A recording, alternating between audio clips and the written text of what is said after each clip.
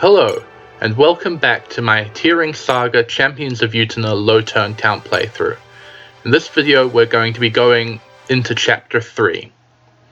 So, now that we have cleared out the bandits, we're going to head back in the direction that we initially came from. We're going to be picking up Kate and Sasha from the city of Verge, where we left them for the last chapter, and then moving on back to the same map that Chapter 1 was on. Once we get there, the rebel Duke Codder's armies move to intercept us, which is going to have an important gameplay effect on the map, but I'll get to that in a minute.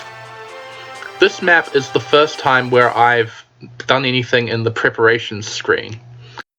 The main thing I want to do in this menu is make sure that Raffen is given a leather shield, because like in the last map, he's going to be seeing most of the combat here. However, I'm also going to deposit a few valuable items into the convoy so that they don't get in the way during the map. It's possible to somewhat control where your units get deployed in this game, but there's no way to preview where they go except by starting the map. So in order to get the positions that I want, I have to start the map, test my strategy, then go back and rearrange the units if I need to. After that, I actually wrote down the order of deployment as well as any item preparations that I felt I needed to do in order to make the preparation segment of these videos as smooth as possible. So now as this battle begins, you'll notice something very unusual is happening. The enemy phase is coming first. Unlike in similar battles in Fire Emblem Echoes, this is not a turn 0 situation. Instead, this is a full inversion of the normal order of enemy and player phases. In a route map, we usually want to be finishing the map on enemy phase in order to make maximum use of each turn. But because of this inversion of the phases, in this map we actually want to make sure we finish it on player phase, because letting it slip into another enemy phase means that we've lost a turn. For whatever reason, this is the only map like this in the game, which I think is a shame, because playing with low-level mechanics like that to change the strategic considerations of the map gives a bit of diversity to the gameplay, which I think is interesting, and it's not very developed in this map because this is an early, quite easy map. Alright, now let's talk about strategy. As I mentioned, Raffen is going to be doing a majority of the combat in this map. He's currently being supported by Esther, who gives him a +8 bonus to hit, avoid, critical, and dodge, which makes him very reliable at killing every enemy he comes into contact with. Meanwhile, the rest of our units are going to be moving left as quickly as they possibly can, with a few exceptions. Because of how I've positioned Raffen, one of the enemies with a javelin is going to be forced to attack him at 1 range, thus eliminating him as a threat, despite Raffen not having 2 range equipped. It is possible for Raffen to double in 1 round all of these enemies using a javelin, but that requires rigging his level ups in the previous chapter. The house that is currently being highlighted is Runan's goal for this chapter. Visiting it with Runan activates an event that allows us to recruit several characters later on in the game, including one who's very important to a couple of strats near the end game. We see here why I brought Esther up to support Raffen at the start of this map, because he misses the enemy that he was trying to kill and is forced to go all the way around him. Esther is unable to follow Raffen around because she has to head north and start getting items from the village. There are useful items in all of the houses up here other than the one that Runan is targeting, and we can't spare any of our other mounted units to pick them up, because Argus and Christ have better combat than Esther. So Esther is the one who gets the job of getting the houses that none of my foot units would be able to reach in time. Christ attempts to kill off an enemy and does his best to prove that I'm wrong about Esther having worse combat than him, because he misses. Honestly, the RNG in this chapter was horrible to me, and we'll see another instance of that shortly. Lee is now being a bit indecisive about whether to use his physics staff or not. In this game, staves are treated as equipable weapons, so if I had Lee Physic Raffin here, he would have wound up with the physics staff equipped at the top of his inventory. It's not a problem because I had Bart's on standby to trade his fire tome back to the top, but it is an interesting quirk to note. This mechanic is only really relevant for Lee and some enemies later on, because Lee is the only unit we have who can equip both tomes and staves. There is another unit later on who can also equip staves and another weapon, but she uses swords, and her combat with said swords is complete garbage, so it's not relevant for her in the same way. Meanwhile, there are enemies later on in the game who can equip both tomes and staves, and if they equip their staves, which are weightless, their attack speed goes up to an annoying extent, making them very difficult to kill. Lee now diverts north to clean up Chris's mess from his miss last turn.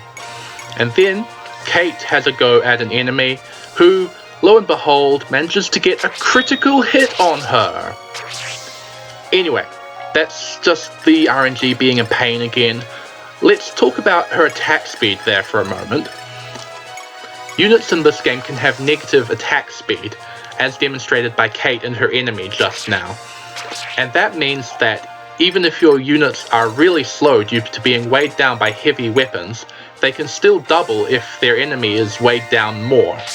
In contrast to flooring attack speed at 0 like in the other Fire Emblem games, where all really slow units are treated as the same. You might wonder why I'm having Raffin use the valuable Killer Lance to finish off a generic enemy here, but this is because he needs it equipped on the enemy phase because he is going to bait the boss over this turn. Enter looks like she is in a slightly dangerous position because she is in range of 2 enemies with 2 range, but in fact she is completely safe. The boss is going to move first on this enemy phase, and when he dies, all of his subordinates' AI changes from aggressive AI to retreat AI. This change only lasts for 1 turn, but it means that we can leave Enter in their range for this turn without having to worry about her. Speaking of the boss dying, the boss kill here is incredibly clean, with Raffin perfectly 2-hit KOing him. I have gained some strength levels on Raffin, and it's very much not guaranteed that he will have the strength required to 2-hit KO this boss. But that's not a problem, because next turn he would have another opportunity to finish him off. Admittedly, relying on that would leave Enter in danger where she is, but she's only there in the first place because Kate got crit. The enemy reinforcements who spawned in at the end of last turn have Thief AI. They will target the village and will not initiate combat against any of our units. If you visit all of the houses in the village, they will turn around and retreat from the map. But since this is an LTC playthrough, we don't have the time to let them do that, and we need to make sure they all end up dead. It's impossible to defeat the boss and thus route the map before these enemies spawn, which means that they end up setting the turn floor for this map. And this is where I have to admit that I think I made a mistake in picking Lee. MoogleBoss, another person who LTC'd this game, chose Naron before Chapter 2, and used him to great effect in this map to complete it in 4 turns, whereas I'm going to complete it in 5. I'm not certain whether it's possible to complete this map in 4 turns with Lee, but assuming that it is, I would have to use Esther in a combat capacity to replace Naron, because movement is a big factor in why Naron was useful in that clear. And so that would mean I wouldn't have anyone free to pick up the houses early on. And that would mean that I miss out on some items that I find quite useful later on in this run. MoogleBoss did miss one of the items from these houses in his 4 turn, but I would probably miss out on at least 3, which could cause some problems. Although I have been thinking about it and I could probably get around most of them. It would just be a lot more difficult. One of those useful items is the Kanto scroll that we're picking up now. This item can be used to teach the Kanto skill to any unit, although the skill has no effect if the user is not mounted. This is actually critical to a strategy that I use in a couple of maps, The alternative strategy that I thought of to replace it would be quite a bit more risky. We also pick up a 51 kill Iron Lance to match the Iron Sword from Chapter 1, and a Goddess Potion which will be used to increase the reliability of a pretty annoying event later on. So now let's quickly talk about shields in this game. Shields are items that raise the protection or resilience of a unit, but they have limited durability, losing one each time they grant their bonus.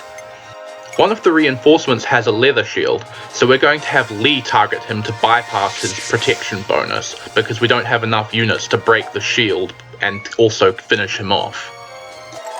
Another quirk related to these enemy reinforcements is the fact that there are actually 4 factions in this game.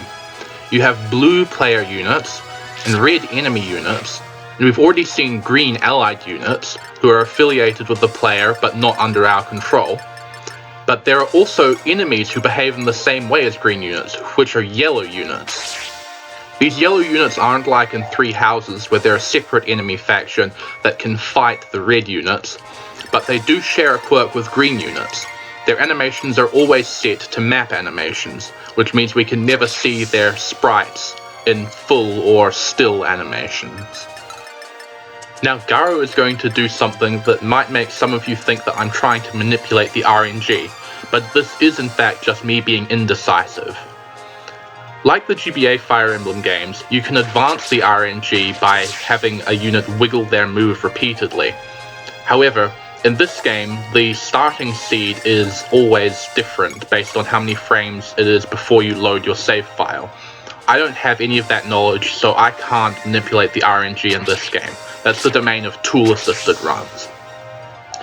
Anyway, Kate finishes off the last enemy on this map, and that completes it in 5 turns.